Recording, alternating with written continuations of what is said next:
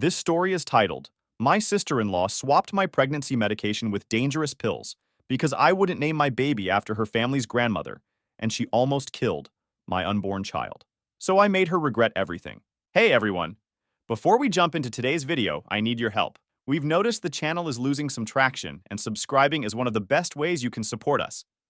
It's quick, free, and it helps us keep bringing you awesome content. Your support means the world.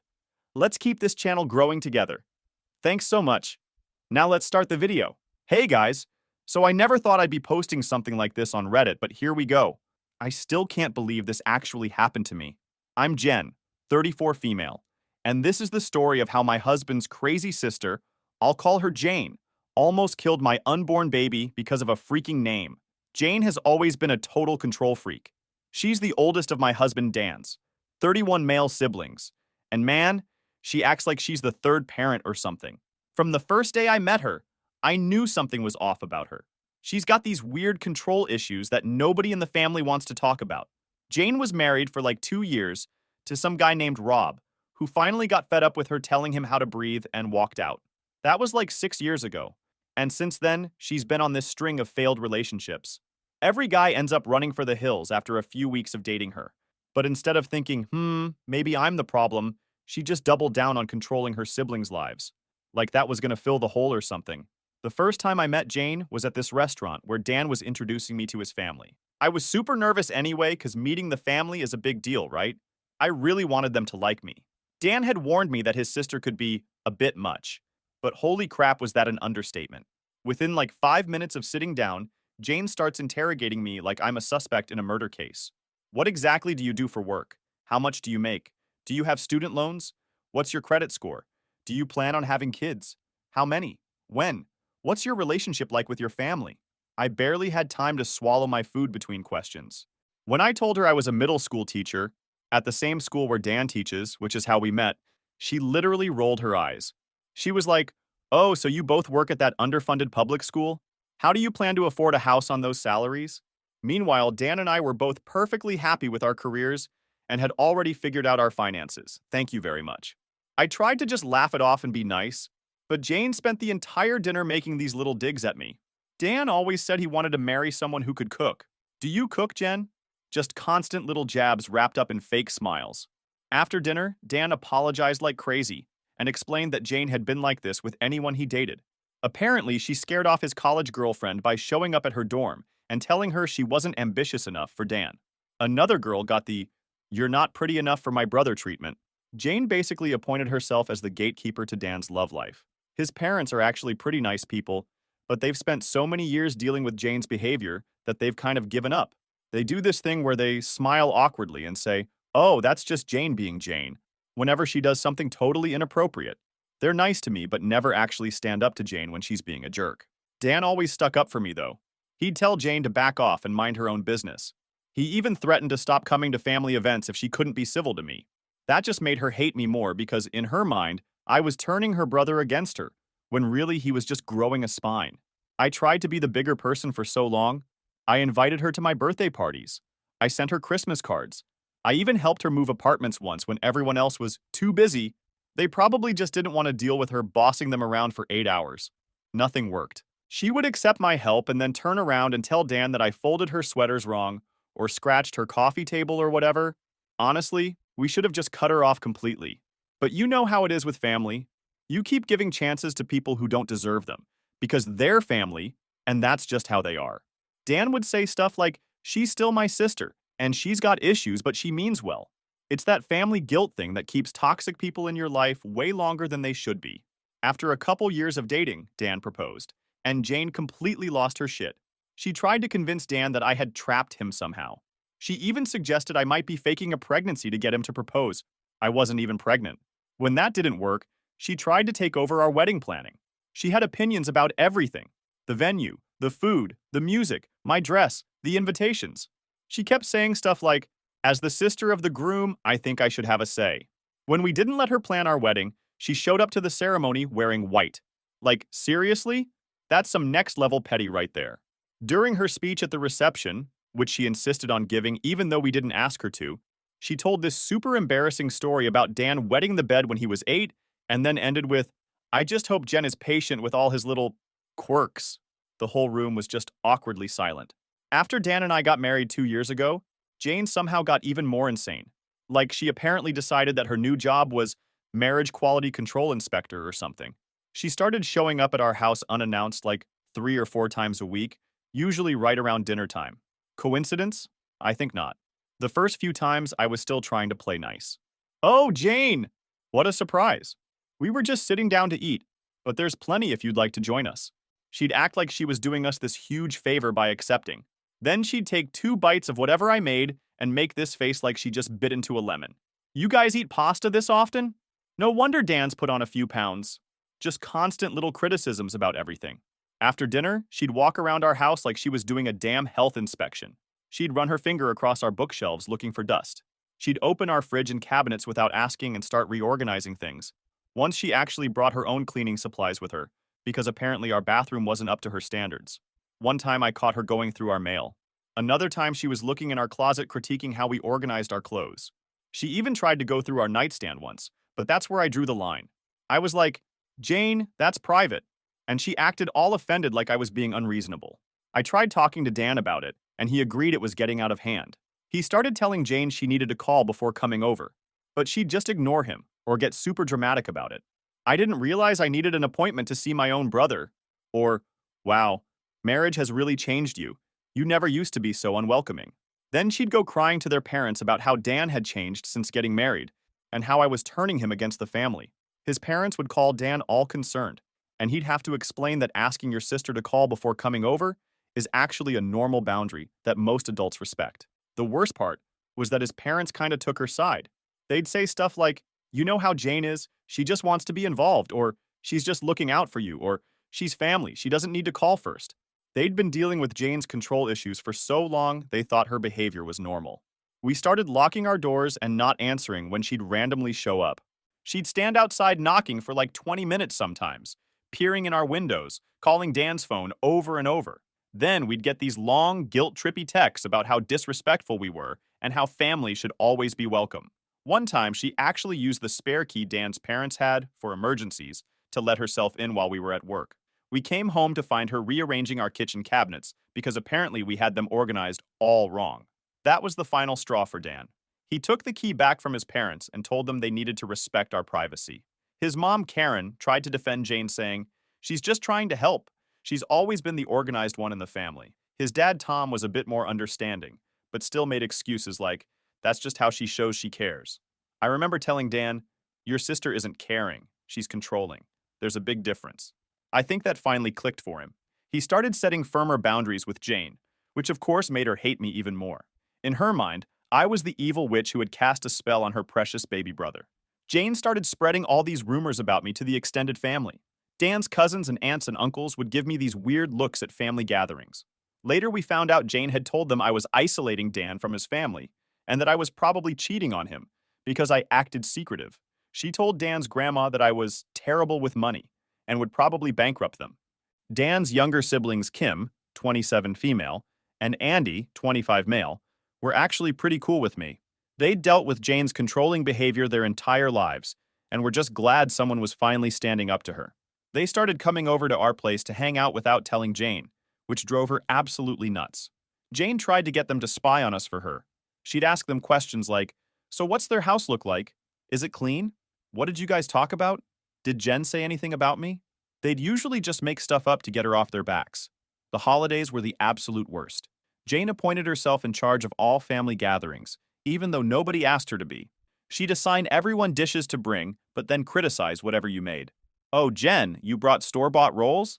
I guess that's fine. Then she'd rearrange everything you brought and take credit for the whole meal. One Thanksgiving, I brought my grandma's famous sweet potato casserole. Jane dumped a bunch of extra brown sugar on top of it without asking me because it needed to be sweeter. I nearly lost it right there, but Dan pulled me aside and was like, it's not worth it. Let's just get through dinner.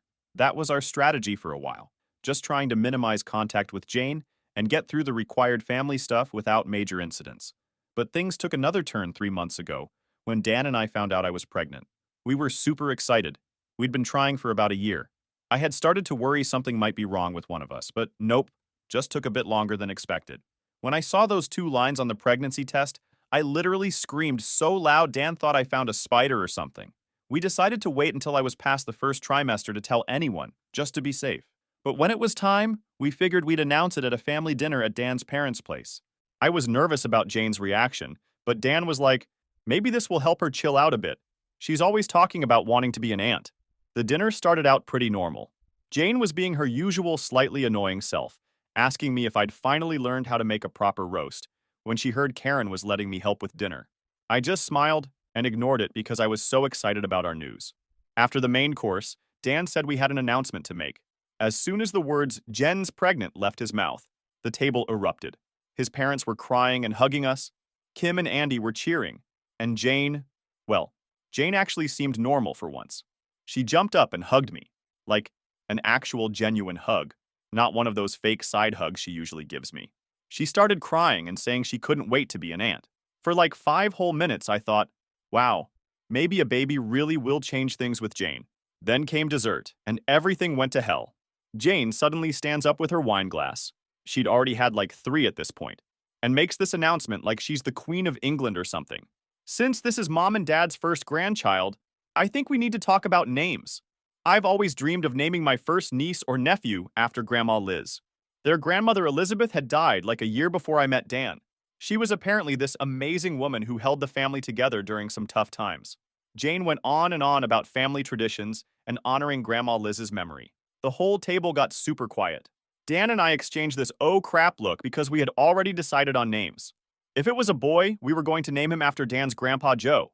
If it was a girl, which we found out later it was, we were naming her May after my grandma who raised me after my parents died in a car accident when I was 12.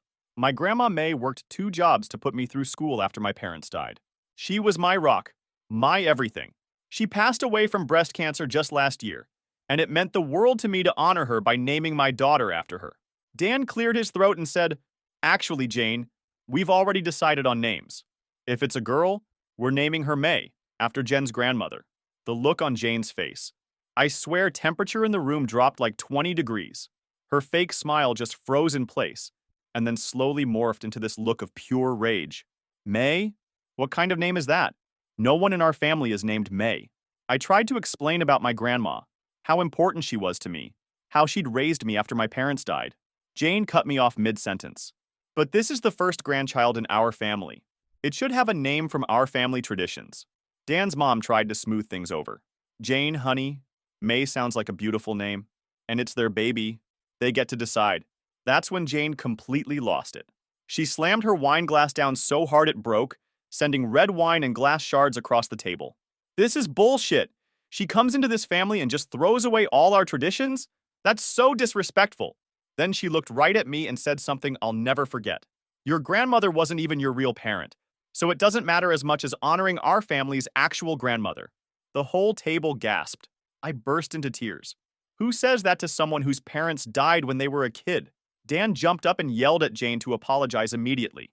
Instead, she grabbed her purse, knocked over her chair, and stormed out, slamming the door so hard a picture fell off the wall. Karen tried to comfort me while Dan and his dad Tom argued about Jane's behavior. Tom was like, she didn't mean it that way.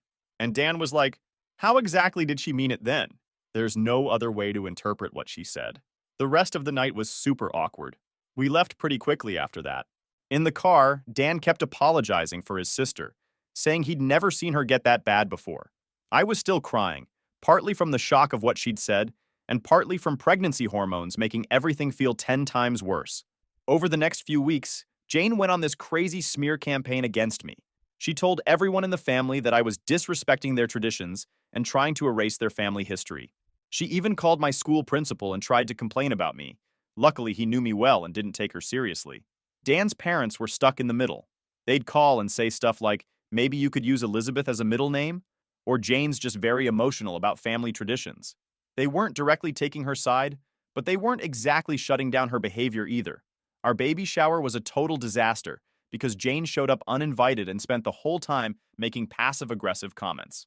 She brought a gift, a baby blanket with the name Elizabeth embroidered on it, and made this big show of presenting it in front of everyone. My friends were all like, who is this crazy lady? Afterward, things got so tense we basically stopped going to family dinners. We only saw Jane when we absolutely had to. But one day, we had to go to Dan's parents' house for his dad's birthday dinner. I really didn't want to go because I knew Jane would be there, but Dan felt bad missing his dad's birthday, and I didn't want him to go alone. I was about 5 months pregnant at this point and had been taking these special prenatal vitamins my doctor prescribed. They were these big horse pills that were kinda hard to swallow, but my doctor said they were better than the over-the-counter ones because of some specific nutrients that were good for the baby's development. I had to take them at the same time every day, 7 p.m. on the dot. So I brought them with me to the dinner in my purse. When we got there, I put my purse in the guest bedroom where we usually leave our stuff during family gatherings. Dinner was actually going okay at first. Jane was ignoring me completely, which was honestly a huge improvement over her usual behavior. She kept talking to everyone except me, which was fine by me. I was just trying to get through the evening without any drama. Around 7 p.m., I excused myself to go take my medication. I went to the guest room, grabbed my pill bottle from my purse, and shook out a pill. I remember looking at it and thinking it seemed a little different, like maybe a slightly different shade of pink and a bit smaller than usual. But I figured it was just the lighting in the room or my pregnancy brain playing tricks on me. When you take the same pill every day for months, you don't really examine it closely each time, you know? I took the pill with some water and went back to dinner. About an hour later, I started feeling really weird. At first, I thought maybe it was just pregnancy stuff. You get all kinds of random symptoms. But then I got super dizzy, like the room was spinning. I felt nauseous, and my vision started getting all blurry around the edges.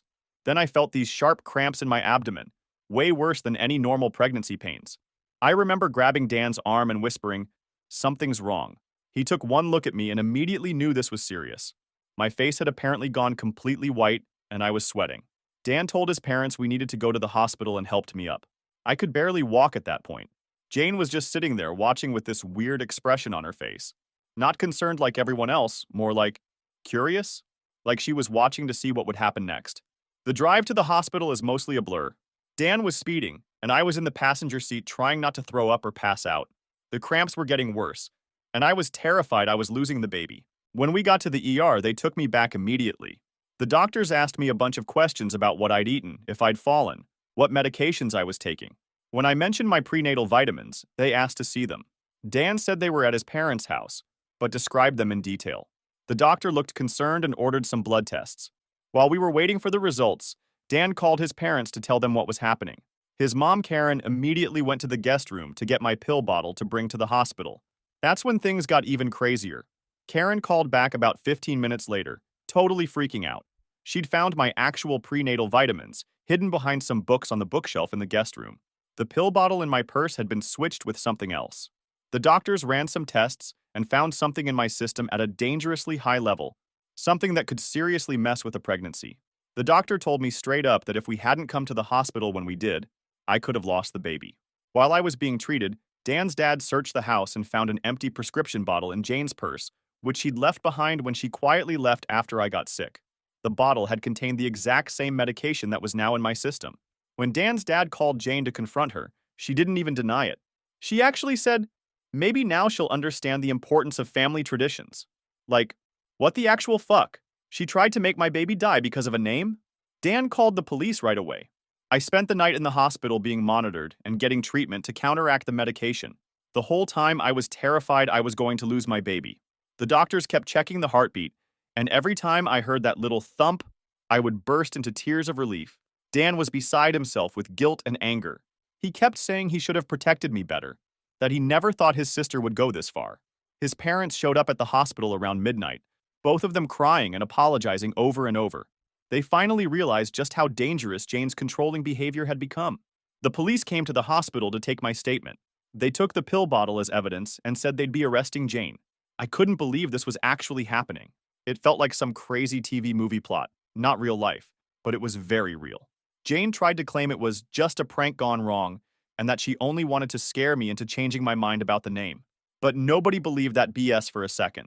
She had deliberately switched my medication with something she knew could harm my baby. There's no prank explanation for that. I spent 2 more days in the hospital being monitored. Thankfully, the baby was okay. The doctors said I'd need extra monitoring for the rest of my pregnancy just to be safe, but there didn't seem to be any permanent damage from the incident. When we finally got home, I broke down completely. The idea that someone hated me so much they would try to hurt my unborn child. I just couldn't process it. Every time I thought about it, I felt sick all over again. In the 2 weeks after the incident, the police investigation uncovered even more disturbing stuff about Jane that none of us knew. The whole family was in shock as each new piece of information came to light. Like the hospital ran detailed tests on the pills Jane had switched mine with.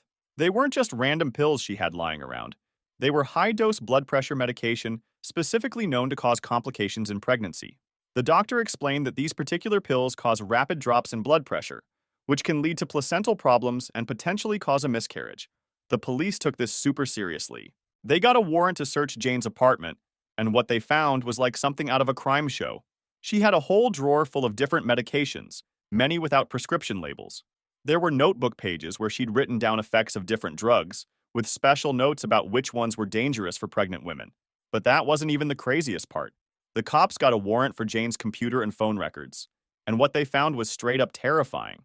In the weeks before this happened, she had been all over Google, searching stuff like what meds can cause miscarriages, how to swap pills without anyone noticing, and even how to mess with someone's meds without getting caught. She was deep in these shady online forums where people actually talked about how to do this kind of stuff. She even saved pictures of prenatal vitamins so she could find pills that looked the same. This wasn't some heat of the moment thing. She had been planning it for weeks, ever since that dinner where we announced the baby's name. Turns out Jane had a history of shady behavior that no one in the family knew about. A few years ago, she worked as an admin at a local medical clinic, and while she was there, a bunch of people complained about getting the wrong meds. Some even got completely different prescriptions than what they were supposed to, but nothing ever got pinned on her. The clinic looked into it, but they couldn't prove anything. And right in the middle of their investigation, Jane suddenly quit, saying she had to take care of her sick mom. Except, yeah, that was a total lie. Karen wasn't sick at all. The clinic had documented all these incidents, but since they couldn't prove anything, they just let her resign and move on. Now, with this new evidence, the police were reopening those cases to see if Jane was behind them too. When the police confronted Jane with all this evidence, she finally broke down and confessed. Her explanation was chilling. She said she couldn't stand the thought of her family's first grandchild being named after some outsider's grandmother, rather than her own. She actually tried to justify her actions by saying she was protecting her family's legacy and that I needed to be taught a lesson about respecting family traditions. Even more disturbing, she showed absolutely no remorse. According to the police, when they asked if she understood that she could have killed the baby, she just shrugged and said, "I wasn't trying to kill it, just scared Jen enough to reconsider the name. Like my baby was just some pawn in her sick game." Dan was completely devastated by all this. Finding out that his sister was capable of such calculated cruelty really messed him up. He kept saying he should have seen the signs earlier, should have protected me better. I told him over and over that none of this was his fault. No normal person would ever predict their sister would do something like this. His parents were in even worse shape. They were completely broken, especially Karen. She kept apologizing to us, saying she should have gotten Jane help years ago when she first started showing controlling tendencies. She revealed some really disturbing things about Jane's childhood that she'd never told anyone before. Apparently, Jane had always had serious issues with control, even as a kid. When the siblings were younger, she would often destroy her brothers' and sisters' toys or clothes if they didn't do exactly what she wanted. Once she even killed Dan's pet hamster because he refused to let her borrow his bike. Karen admitted that they always brushed off these incidents, making excuses like, "She's just being protective," or "She'll grow out of it." They never got her any professional help because they were worried about what people would say. Now they were consumed with guilt, feeling responsible for not addressing these issues when Jane was younger. Kim, Dan's younger sister, finally opened up about her own experiences with Jane. She told us that when she was in high school, she'd gotten really sick after drinking a smoothie Jane made for her. At the time, everyone thought it was just food poisoning, but Kim had always suspected Jane had put something in the drink because earlier that day they'd had a huge fight about Kim's boyfriend, who Jane didn't approve of. Kim said she'd been too scared to say anything at the time because Jane had such a hold over the family. Hearing about what Jane did to me gave Kim the courage to finally speak up about her own experience. Now the district attorney is taking the case very seriously. They were pressing multiple charges against Jane, including attempted assault on a pregnant woman and tampering with prescription medication. Jane's lawyer tried to make a deal by claiming temporary insanity due to emotional distress over family issues, but the evidence of premeditation was just too strong. The DA's office said her systematic research and planning showed clear intent to cause harm.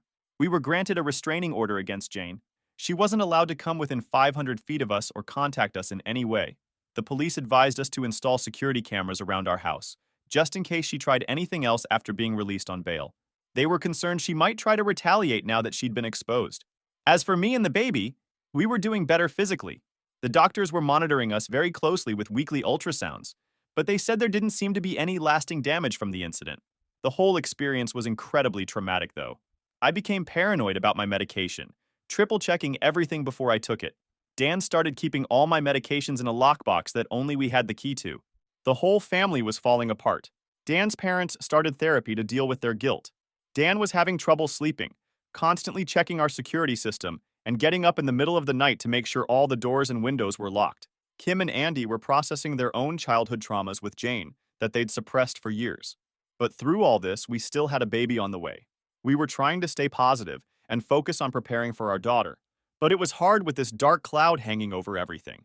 Jane's trial finally happened about a month after the incident, and it was even more draining than we expected. I was 6 months pregnant by then, and my doctor was concerned about my stress levels, but I needed to be there to testify. Walking into that courtroom and seeing Jane sitting there with her lawyer was one of the hardest things I've ever done. She looked so normal, like anyone's slightly uptight older sister, in her neat blazer with her hair pulled back in a tidy bun. It was hard to believe this was the same person who had methodically planned to harm my baby.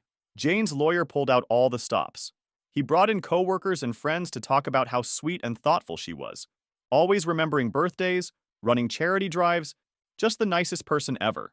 Then he took the full poor rejected woman angel, saying her divorce, failed relationships, and feeling left out of the baby naming tradition pushed her into a momentary lapse in judgment. I almost laughed. A momentary lapses that involved weeks of planning? The prosecutor shut that down fast. She laid out Jane's search history, proving she started looking up ways to cause miscarriages the same night we announced the baby's name. Then came the texts. The prosecutor read them aloud. Had to teach Jen a lesson. Switched her precious prenatal vitamins with something that gave her a little scare. Might even lose the baby. Then they can start over with a proper name. My stomach turned. She wanted me to lose the baby, and thought it was funny. Jane's lawyer tried to spin it as emotional distress from never having a family of her own, but after hearing those messages, the jury was done with her. The judge announced the sentence, 5 years in prison with mandatory psychiatric counseling. Jane started screaming that this was all my fault, that I'd turned her family against her, that I'd ruined her life. It took 2 court officers to drag her out of the courtroom. Dan just sat there next to me, holding my hand so tight it almost hurt, with tears streaming down his face. Outside the courthouse, there were reporters wanting statements, but we just pushed past them to our car. I was 6 months pregnant at that point, and felt like I was going to pass out from the stress and heat. Dan's parents wanted to talk to us, but Dan just said, "Not now," and drove us home. That night, we just sat on our couch in silence for hours. Like, what do you even say after something like that? Your sister just got sentenced to prison for trying to kill your unborn baby. There's no Hallmark card for that situation, you know. Dan finally broke down around midnight, sobbing in a way I'd never seen before. He kept saying he felt like he'd lost his sister twice, first to her obsession with control, and now to prison. I didn't know how to comfort him. I was still processing my own feelings about everything. The next few weeks were a total blur. Dan's parents called almost every day, but conversations were awkward and strained. They were trying to process their own guilt about Jane. Karen would call crying, apologizing over and over for not seeing the signs earlier, for not protecting us better. Dan's dad, Tom, had to take medical leave from work because the stress was giving him these crazy chest pains. His doctor was worried he might have a heart attack if he didn't take time off to recover. The whole family was just falling apart. Kim moved back in with her parents temporarily to help out, since Tom wasn't doing well and Karen was barely functioning. She'd call Dan sometimes to vent about how hard it was being back in that house, with all the memories of growing up with Jane. About 2 weeks after the sentencing, Jane's lawyer contacted us. Jane wanted to appeal the verdict based on new evidence of her mental state. She was claiming she had undiagnosed bipolar disorder and wasn't responsible for her actions. The lawyer asked if we would consider supporting a reduced sentence if she agreed to long-term psychiatric care instead of prison. Dan told the lawyer to go to hell. In nicer legal terms, of course. Then we got a letter from Jane herself. It was this weird mix of apology and justification.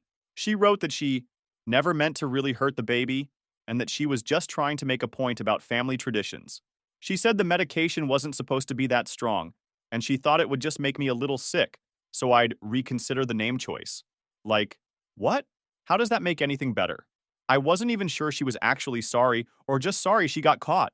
The whole letter had this undertone of, "This is still kind of your fault for not respecting my wishes." We sent it back unopened with "Return to sender" written across it. Dan and I decided to move up our plans to leave town. Dan had been offered a position as head of the English department at this fancy private school about 2 hours away. But we weren't planning to move until after the baby was born. With everything that happened, though, we wanted a fresh start as soon as possible. Finding a house, packing, and moving while 7 months pregnant was not fun, let me tell you. But it's been really good for our mental health to get away from all that. The best part is, Jane doesn't know where we live now. The return address on her letters is the only connection she has to us, and that's Dan's parents' address. We made sure our new address isn't listed anywhere public, and we've warned family members not to share it with anyone. As my due date got closer, the anxiety was unreal. Even though the doctors said everything looked fine, I couldn't shake the fear that Jane had done permanent damage. I barely slept, constantly checking locks and pacing the house. When my blood pressure spiked, the doctors scheduled an induction, but I went into labor the night before. After 18 hours, our baby girl, May Elizabeth, was born healthy. The second I held her, I broke down. Relief, exhaustion, everything at once. A few weeks later, Jane sent a creepy letter with baby photos clipped from magazines asking, "Is this what my niece looks like?"